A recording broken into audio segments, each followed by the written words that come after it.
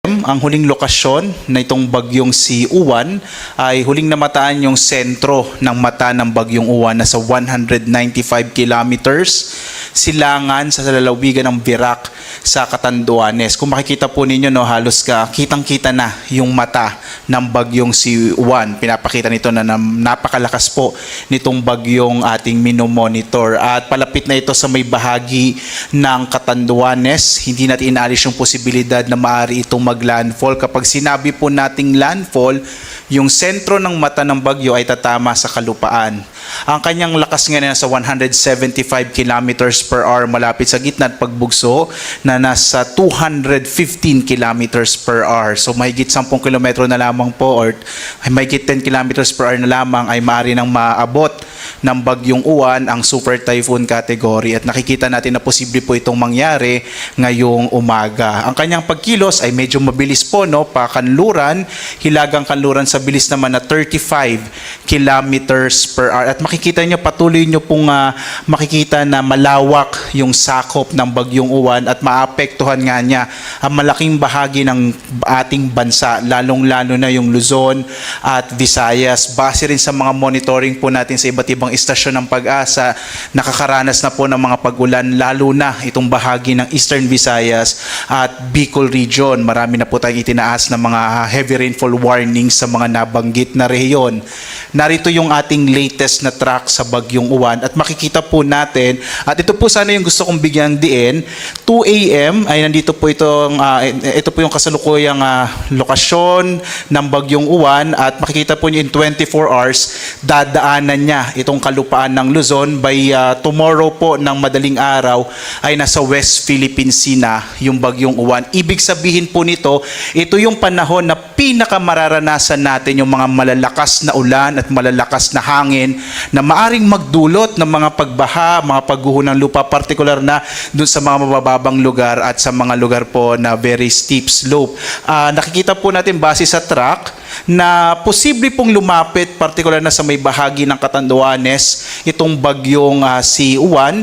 Kagaya nung binanggit ko kanina, posible itong tumama sa kalupaan ng Catanduanes. Hindi na po natin inaalis yung posibilidad na yun at maaari po itong lumakas bilang isang super typhoon ngayong umaga. So either strong typhoon po siya o super typhoon. At makikita rin natin na mamayang gabi, inaasahan na po natin na tatama naman sa kalupaan, either Aurora po or sa may southern part ng Isabela, yung bagyo at babaybayin niya po itong northern or central Luzon bago tuluyang lumabas ng patungo po sa may West Philippine Sea bukas ng madaling araw. Inuulit ko po, no, pinakamararanasan yung malalakas na mga ulan at malalakas na hangin na dulot ng bagyong Uwan simula po ngayong araw ng Linggo hanggang bukas, lalo na po bukas ng umaga ng Lunes. Posible naman itong lumabas ng Philippine Area of Responsibility araw po ng Martes. Posible po umaga ng Martes. Makikita po natin sa track, maaari siyang muling pumasok ng Philippine Area of Responsibility araw ng Huwebes, patungo po dito sa may bahagi ng Taiwan.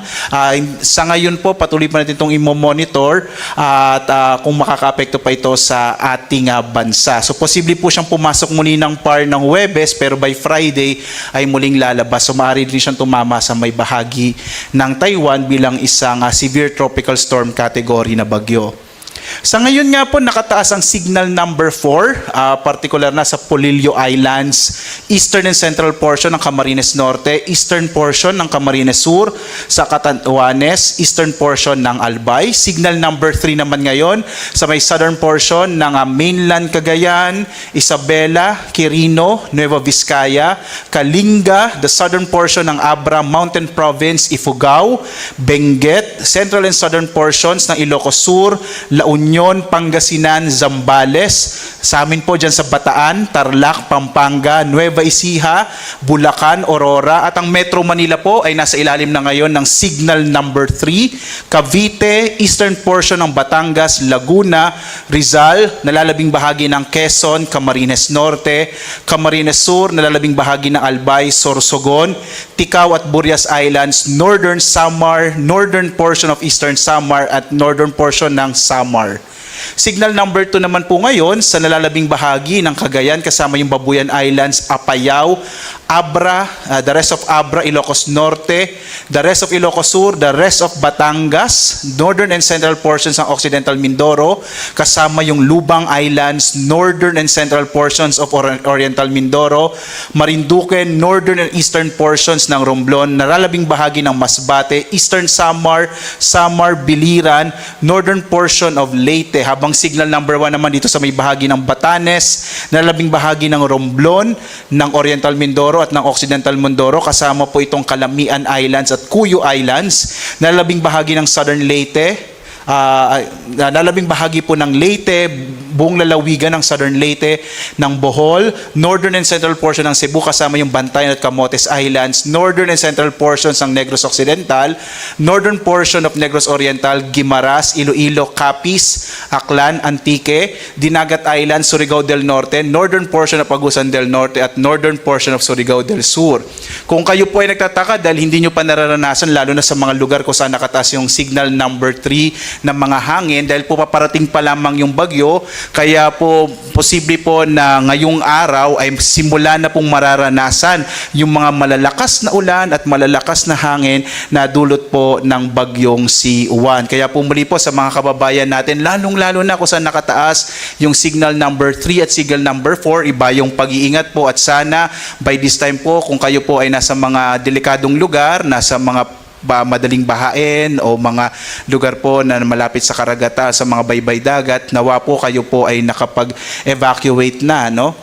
Samantala po, posible pa rin makaranas ng mga pagbugso ng hangin, even po yung mga lugar na kung saan wala pong tropical cyclone wind signal. Ngayong araw, may mga pagbugso pa rin ng hangin sa Palawan at ilang bahagi ng Visayas at Mindanao. Bukas, araw ng Lunes, malaking bahagi ng Luzon at Visayas ay makararanas din ng mga pagbugso ng hangin. At sa Martes, kahit nakalabas na po yung bagyong Juan, ang kanyang trough o mga kaulapan na dala ay maaari pa rin magdala ng mga pagbugso ng hangin sa ilang bahagi ng Luzon. Samantala po, narito yung inilabas natin or na-issue na weather advisory. Ito po yung mga inaasahan nating mga pagdalang ulan ng bagyong Juan. At makikita po natin ngayong araw, halos ang malaking bahagi ng Luzon ay makararanas ng halos 100 up to 200 and greater than 200 millimeters of rain. Ang ibig sabihin po nito, yung mga lugar na madaling bahain, yung mabababang lugar, ay malaki yung posibilidad na makaranas po ng mga pagbaha, lalong-lalo na po yung mga malapit sa mga ilog dahil nga po inaasahan natin na maraming ulan na dala itong bagyong Juan. Samantala po, no, inaasahan natin na bukas makararanas pa rin ng mga malalakas sa mga pag-ulan mula po madaling araw hanggang buong umaga ng Lunes.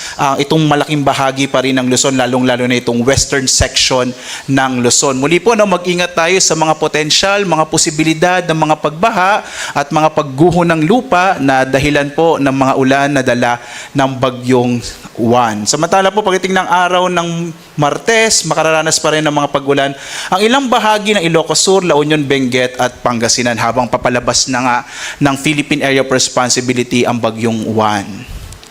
Narito naman po yung ating in-issue na storm surge warning. Ang ibig sabihin po ng storm surge, ito po yung daluyong o mga malalaking alon, partikular na sa mga baybay dagat na dulot po ng papalapit na bagyo. Makikita po natin may 3 metro ang taas ng alon, lalong-lalo na dito sa may silangang bahagi ng northern, central, southern Luzon. So yung Albay, Aurora, Cagayan, Camarines Norte, Camarines Sur, Catanduanes, Isabela, La Union, Pangasinan, Quezon at Sorsogon. Ito pong mga nakapula ay makararanas po ng hanggang mahigit 3 metrong taas ng alon po sa baybay dagat. Habang ang nalalabing bahagi ng Cagayan, Camarines Sur, Ilocos Sur, Northern Samar, Pangasinan, Quezon at Zambales, makararanas naman ng 2.1 up to 3 meters na taas ng daluyong. Samantala po sa iba pang bahagi ng Luzon, itong Bataan, Bulacan, Cagayan, Cavite, Eastern Samar, Ilocos Norte, Metro Manila, Manila, partikular na nga dyan sa may bahagi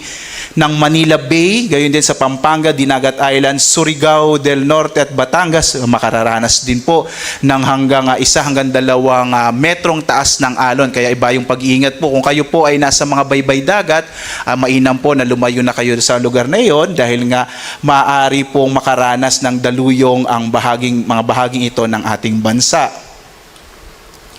Narito naman po yung nakataas na gale warning. Ito naman po yung inaasahan nating malalaking mga pag-alon sa ating karagatan.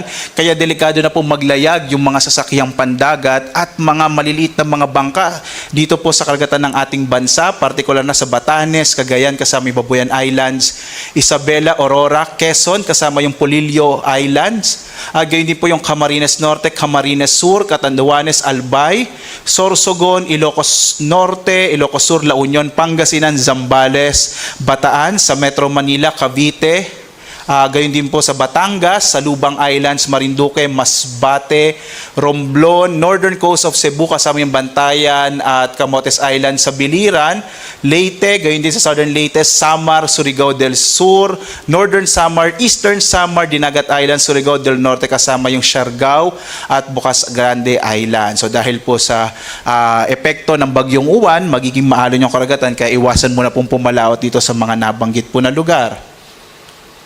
At magbibigay po tayo ulit ng update mamayang 8:00 ng umaga para po sa ating binabantayang bagyo na